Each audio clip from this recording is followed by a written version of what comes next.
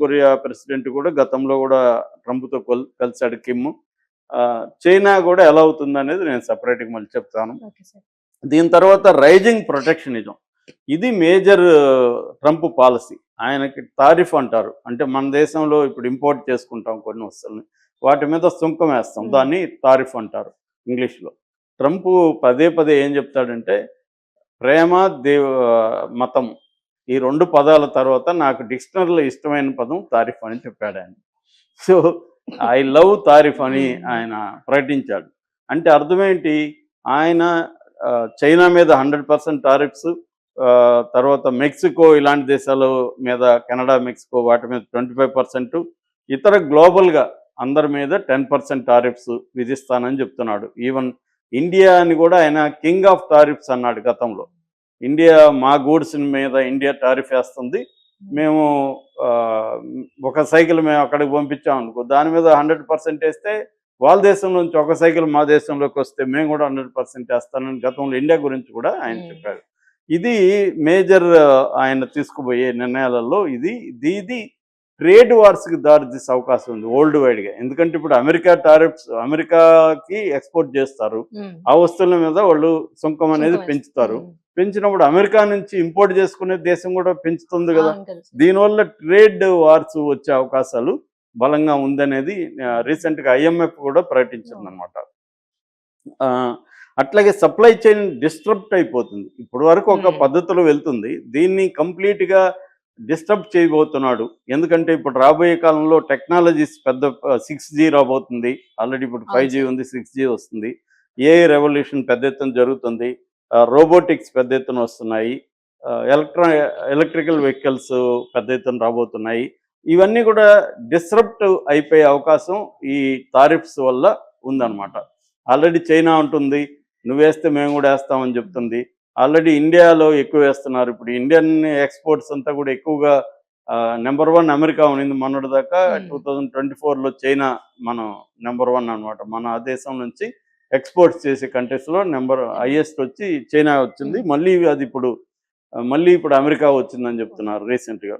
So ఇలాగా ఏదేమైనా America, China మనకి ఎక్కువగా మనం ఎక్స్పోర్ట్ చేసే కంపెనీ. సో దానివల్ల డిస్టర్బ్ అవుతుంది.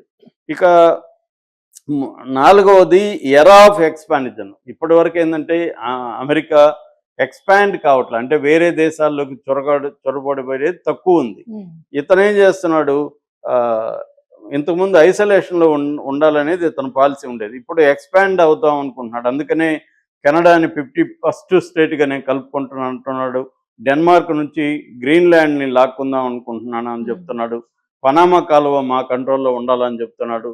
ఇలాగా ఏంటంటే కొన్ని స్ట్రాటజిక్గా వరల్డ్ వైడ్, ఇప్పుడు పనామా అంటే ఇంటర్నేషనల్ ట్రేడ్కి అది ఇంపార్టెంట్ ఇది. అట్లాగే గ్రీన్లాండ్ విపరీతమైన వనరులు ఉన్నాయి. అట్లాగే కెనడా వెరీ ఇంపార్టెంట్ కంట్రీ. ఇప్పుడు దీనివల్ల ఏమవుతుంది, టెన్షన్స్ క్రియేట్ అవుతాయి. ఆల్రెడీ డెన్మార్క్ యాంటీగా స్టేట్మెంట్ ఇచ్చింది, పనామా అథారిటీస్ యాంటీగా ఇచ్చారు. కెనడా అయితే మీరే అమెరికానే ఏమన్నా అమ్ముతారు చెప్పండి, మేమే కొనుక్కుంటామని వీళ్ళు రివర్స్లో మాట్లాడుతున్నారు. ఇలాగే ఇంటర్నేషనల్లీ ఒక టెన్షన్స్ వచ్చే అవకాశం ఈ ఎక్స్పాన్షనిస్ట్ పాలసీ వల్ల వచ్చే అవకాశం ఉంది. అలాగే క్లైమేట్ చేంజ్ వెరీ ఇంపార్టెంట్ ఇవాళ ప్రపంచంలో. క్లైమేట్ చేంజ్ ఒప్పందం నుంచి ఆల్రెడీ ఆయన ఫస్ట్ సంతకం దాని మీదే చేశాడు. ప్యారిస్ అకార్డ్ అంటారు దాన్ని. క్లైమేట్ చేంజ్కి సంబంధించిన పెట్టుబడులు పెట్టి క్లైమేట్ చేంజ్ మీద రీసెర్చ్ చేసి కొన్ని రకాల నిర్ణయాలు తీసుకోవాలి, దాని నుంచి బయటకు వచ్చేసాడు ట్రంప్. అట్లాగే WHO నుంచి వచ్చేసాడు. అంటే ఎగ్జిక్యూటివ్ ఆర్డర్స్ అంటారు. ఎగ్జిక్యూటివ్ ఆర్డర్స్ దాదాపు 200 ఆర్డర్స్ మీద సంతకాలు చేయబోతున్నట్టుగా చెప్తున్నారు. ఆల్రెడీ చాలా వాటి మీద చేశాడు. అంటే బైడెన్ తన 4 ఏళ్ల పీరియడ్లో 160 ఎగ్జిక్యూటివ్ ఆర్డర్స్ మీద సంతకం చేస్తే ఇతను వితిన్ మంత్లో 200 ఎగ్జిక్యూటివ్ ఆర్డర్స్ మీద సంతకం చేసే అవకాశం ఉంది. ఇదేంటంటే విత్డ్రా అయిపోతాడు. ఇప్పుడు క్లైమేట్ చేంజ్ మీద విత్డ్రా అయితే ఇది అమెరికాకు కూడా నష్టం. మన లాస్ ఏంజల్స్లో మనం వైల్డ్ ఫైర్ చూసాం, పెద్ద ఎత్తున ఫస్ట్ టైం అంత రావడం ఆ స్థాయిలో. అది దీనికంతా కూడా క్లైమేట్ చేంజే ప్రధాన కారణం అని చెప్తున్నారు. దాన్ని ఇప్పుడు అతను వదిలేస్తే మిగతా దేశాలు కూడా వదిలేస్తాయి, అమెరికాను వదిలేస్తే ఇది మేజర్ ప్రాబ్లం. సో ఈ 5 ప్రధాన చేంజెస్ రాబోతున్నాయి ట్రంప్ వల్ల వరల్డ్ వైడ్గా.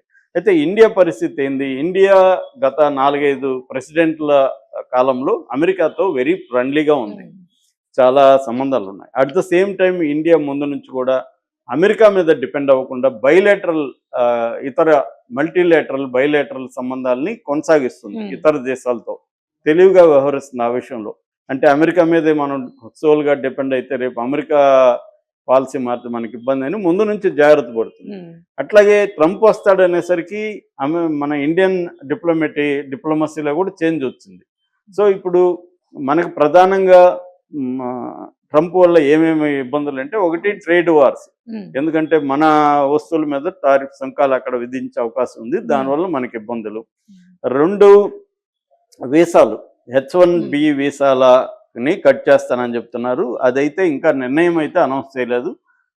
ఈవెన్ ఎలాన్ మస్క్ కూడా ఆ నిర్ణయాన్ని వ్యతిరేకిస్తున్నాడు అని చెప్తున్నారు. ఎలాన్ మస్క్ మొన్ననే అక్కడ భారతీయ వ్యాపారస్తులతో కూడా సమావేశం అయ్యాడు. ఆ రకంగా ట్రంప్ని సపోర్ట్ చేసే వాళ్ళల్లో కూడా ఈ H1B వీసాలకు సంబంధించి ఒక క్లారిటీ లేనట్టు కనబడుతుంది. ఏదేమైనా H1BCలను కట్ చేస్తే ఇండియన్ ఐటీ రంగం, సర్వీస్ సెక్టర్ చాలా పెద్ద ఎత్తున ఇబ్బంది పడే అవకాశం ఉంది. అట్లాగే గ్రీన్ కార్డు విషయంలో కూడా ట్రంప్ కొన్ని నిర్ణయాలు తీసుకుపోతున్నాడు. అక్కడ ఇప్పటి వరకు ఏంటంటే పేరెంట్స్ అక్కడికి వెళ్ళి స్థిరపడితే వాళ్ళ పిల్లలకి సిటిజన్షిప్ ఇస్తారు. ఇప్పుడు అలాంటిది కుదరదు, ఎవరో ఒకరు సిటిజన్ అయింటేనే ఇస్తాము అన్న ఒక రూల్ తేబోతున్నారు అని చెప్తున్నారు. అట్లాగే ఇల్లీగల్ ఇమిగ్రెంట్స్ కూడా ఫస్ట్ ప్రయారిటీ అదే. ఆయన నిన్న కూడా స్పీచ్లో అదే చెప్పాడు. ఆల్రెడీ డిపోర్టేషన్ స్టార్ట్ చేశారు. అంటే వాళ్ళని తీసుకొచ్చి ఇల్లీగల్ ఇమిగ్రెంట్స్ని వదిలేస్తారు. దీనివల్ల కూడా ఇండియాకి ఇబ్బంది కలిగే అవకాశం ఉంది. ఇక చైనాతో వీళ్ళ పాలసీ, అమెరికన్ పాలసీలో మారడం వల్ల ఇండియాకి కూడా ఒక్కొక్కసారి ఏమవుతుందంటే, ఇప్పుడు చైనా గూడ్స్ అమెరికాలో ఎక్కువ ట్యాక్సెస్ 100% ట్యాక్సెస్ వేస్తే అక్కడ ఎవరు ఇంకొనరు చైనా గూడ్స్. ఇప్పుడు 100 రూపాయలు ఎందుకు 200గా మారితే మనం ఎందుకు కొంటాం, మ్యాక్సిమం తగ్గించేస్తాం, ఇంకో దగ్గరికి పోతాం. సో అలాగా ఇప్పుడు ఏమవుతుంది, అప్పుడు చైనా ఏం చేస్తుంది, ఇతర దేశాల్లో డంప్ చేస్తుంది. అందులో ఇండియా ఒకటి. ఇండియాలో విపరీతంగా ఇప్పటికే చైనా గూడ్స్ వచ్చేసాయి. ఇప్పుడు దాన్ని ఇంకా డబుల్ చేస్తే దానివల్ల ఇండియన్ ఎకనామీకి డిస్టర్బెన్స్ వస్తుంది. ఇక్కడ మన డొమెస్టిక్ మ్యానుఫ్యాక్చరింగ్ సెక్టరు ఇబ్బందులకు వెళ్తుంది. దీన్ని ఎలా ఫేస్ చేయాలనేది ఇప్పుడు ఒక ఛాలెంజ్గా మారే అవకాశం ఉంది. ఇక మూడవది ఆయిల్ ప్రైజెస్ వరల్డ్ వైడ్ కూడా ఈ జియో పొలిటికల్ దీంట్లో బ్యాలెన్స్లో తేడాలు వచ్చినప్పుడు ఆయిల్ ప్రైజెస్లో కూడా ఇండియాలో పెరిగే అవకాశం ఉంది. దానివల్ల కన్జ్యూమర్ గూడ్స్ మీద ఫాస్ట్ మూవింగ్ కన్జ్యూమర్ గూడ్స్ ఏవైతే ఉన్నాయో వాటి మీద కూడా FMCG సెంటర్ దాన్ని మీద కూడా పడుతుంది అన్నమాట. సో ఈ FMC సెక్టరు వీటి మీద అంతా కూడా పడే అవకాశం ఉందన్నమాట. సో ఇలాగా దీన్ని ఇప్పుడు మోడీ అయితే ఆల్రెడీ ప్రియమిత్రుడా అని సంబోధిస్తూ ఆయనకి ఇది చెప్పాడు. వీళ్ళిద్దరు మంచి ఫ్రెండ్సే, కానీ అమెరికా ఫస్ట్ అనే దగ్గర ఇంకేమి చెల్లవు అతని దగ్గర. కాబట్టి ఇప్పుడు మోడీ డిప్లొమసీ దీని మీద చాలా ఆధారపడి ఉంటుంది. ప్రపంచం అంతా కూడా ఇంకా అస్థిరమైన దీంట్లో అయితే ఉంది. అంటే నిజంగానే ట్రంప్ చెప్పిందంతా చేస్తాడా? ఎందుకంటే నిజంగానే చేస్తే ఆయన ఎకనామిక్ కూడా ఇబ్బంది. ఒక పక్క ఏమో టారిఫ్స్ పెంచితే దానికి ఆల్టర్నేటివ్ ఉండాలి కదా. ఇప్పుడు మనం ఏదో ఒక వస్తువు కొనుక్కోవాలా, అది 100 రూపాయలది 200 అయింది, వేరేది కొనుక్కోవాలంటే అవైలబుల్గా ఉండాలి కదా. వాళ్ళ నేటివ్ మ్యానుఫ్యాక్చరింగ్ సెక్టర్ డెవలప్ అవడానికి టైం పడుతుంది. సో దానివల్ల ఏంటంటే వాళ్ళ కన్జ్యూమర్ దీని మీద కాస్ట్ పెరుగుతుంది. వాళ్ళు 100 రూపాయలకి ఒక వస్తువు అంటే 200 పెట్టాల్సి వచ్చినప్పుడు 100 రూపాయలు పెరిగింది కదా. అలాగా అనేక వస్తువుల మీద నెలలో వాళ్ళ బడ్జెట్ పెరుగుతుంది. అది ఇన్ఫ్లేషన్కి దారితీస్తుంది. రెండవది, అక్కడున్న మన వాళ్ళ పని వాళ్ళందరినీ తీసేస్తే, ఈ డిపోర్టేషన్ చేసేస్తే, ఇప్పుడు మన వాళ్ళకి ఏంటంటే అక్కడ మినిమం వేజెస్ అప్లికబుల్ కావు. ఇల్లీగల్గా ఉంటాడు కాబట్టి వాడికి ఎంతో మినిమం డబ్బులు ఇచ్చి పని చేయించుకుంటుంటారు. లీగల్గా ఏం హక్కులు ఉండవు, ఇన్సూరెన్స్ ఉండదు, ఏముండదు. ఇప్పుడు ఇవన్నీ తీసేస్తే అమెరికన్స్కి జాబ్ ఇవ్వాలంటే వాళ్ళకి ఇవన్నీ ఫాలో కావాలి. మినిమం వేజెస్ ఇవ్వాలి, ఇన్సూరెన్స్ ఉంటాయి, లీగల్ వ్యవహారాలు ఉంటాయి. ఇవన్నీ దీనివల్ల వాళ్ళ మ్యానుఫ్యాక్చరింగ్ సెక్టర్ మీద, ట్రేడ్ మీద, అన్నిటి మీద ప్రభావం పడుతుంది. ఇది ట్రంప్కి తెలియదా? తెలుసు. కాకపోతే ఏంటంటే అతను ఒక దూకుడుగా బెదిరించి తన కంట్రోల్లోకి ప్రపంచాన్ని తీసుకురావాలి అన్న దీంతో వెళ్తున్నాడు తప్ప అన్నీ అమలు చేస్తాడనే దాంట్లో ఎవరికి కూడా నమ్మకం లేదు. సో ఆ రకంగా ఇండియాకి ఛాలెంజెస్ అయితే ఉన్నాయి. అట్ ద సేమ్ టైం కొన్ని బెనిఫిట్స్ కూడా జరిగే అవకాశం ఉంది. అది మోడీ దీని మీద కూడా ఆధారపడుతుంది. వరల్డ్ వైడ్గా ట్రంప్ ఎలాంటి నిర్ణయాలు తీసుకుపోతున్నాడు ఈ 100 రోజుల్లో క్లారిటీ వచ్చే అవకాశం ఉంది. ఏదేమైనా ఆల్రెడీ మనకు నష్టం అయితే జరుగుతుంది. ఎందుకంటే ట్రంప్ రావడంతో ముఖ్యంగా అమెరికన్ పెట్టుబడిదారులు మిగతా వాళ్ళు మన స్టాక్ మార్కెట్ల నుంచి పెట్టుబడులను ఉపసంహరించుకుంటున్నారు పెద్ద ఎత్తున. సో కొన్ని బిలియన్ డాలర్లు ఆల్రెడీ ఉపసంహరించుకున్నారు. దానివల్ల మన మార్కెట్లు పడిపోతున్నాయి. ఎప్పుడూ లేనంతగా 2016 తర్వాత బీభత్సంగా మన స్టాక్ మార్కెట్లు ఈ రోజు కూడా నెగిటివ్తోనే స్టార్ట్ అయ్యాయి.